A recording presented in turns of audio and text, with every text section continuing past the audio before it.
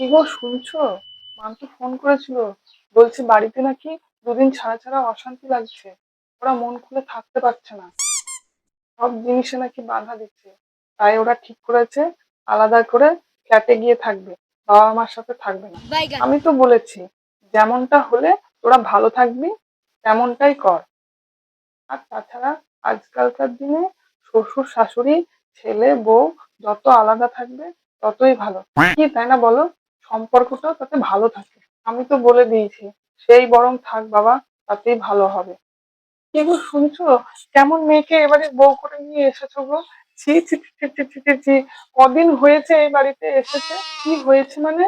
তোমার গুণধর বৌমা এখানে নাকি শান্তিতে থাকতে পারছে না, তাই ছেলেকে নিয়ে আলাদা ফ্ল্যাটে গিয়ে থাকবে।